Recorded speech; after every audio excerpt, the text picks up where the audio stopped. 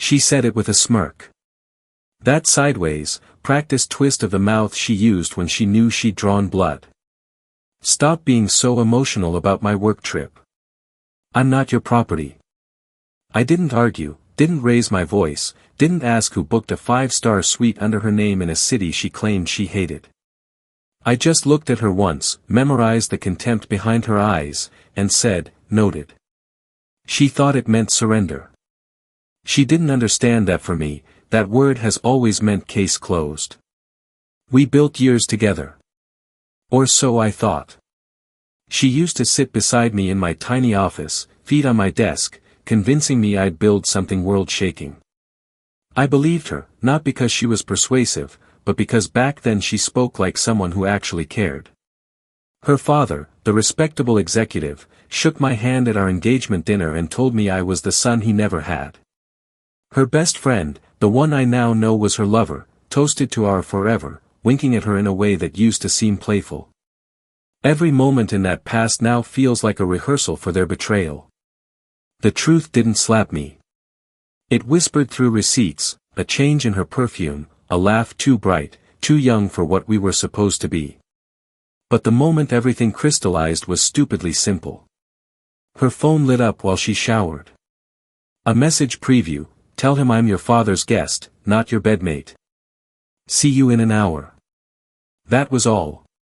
No explosions of rage, no confrontations, just a quiet internal click. The kind that happens when a lock is opened or a trap is closed. Pain came, yes, sharp, immediate, but it was followed by something colder, cleaner, purpose.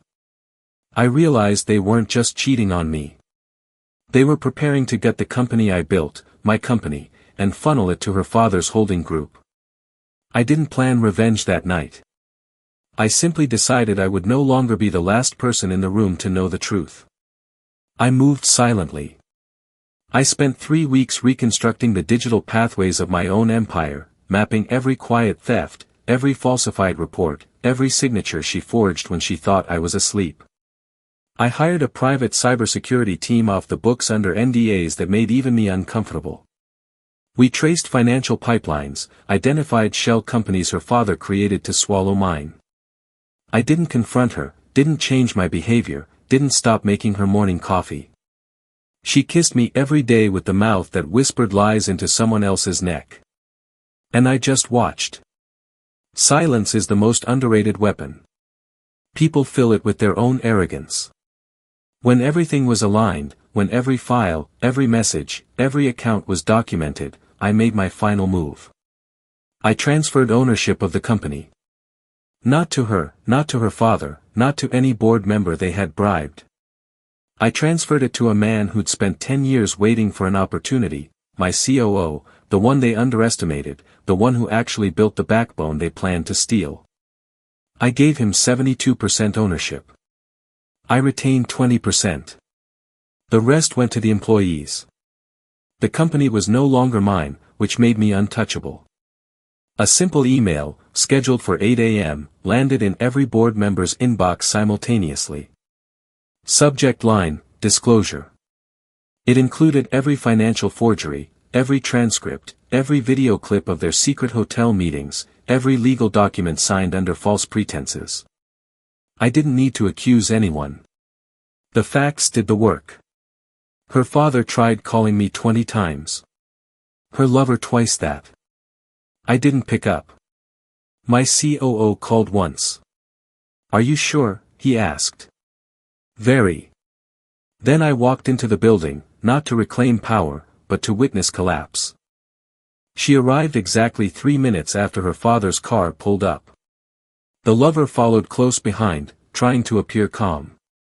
They all walked into the boardroom expecting to find me cornered. Instead, they found him sitting in my chair, calm, composed, holding the stack of evidence I left on the table. Her father went pale first, her lover second.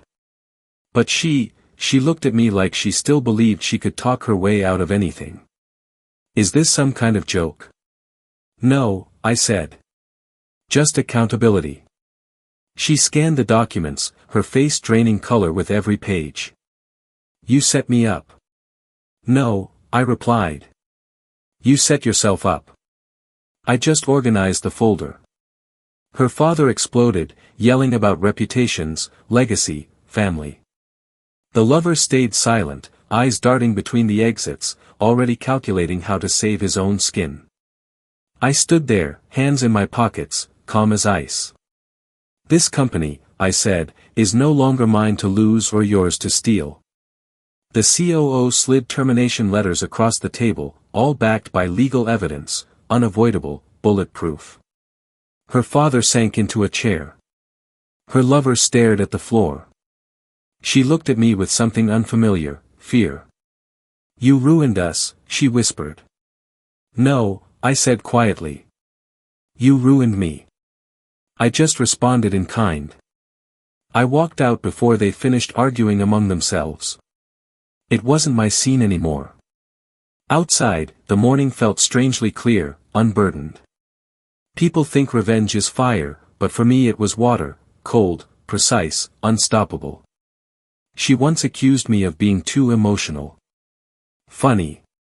In the end, it was her emotions, her greed, her arrogance, her carelessness, that destroyed her.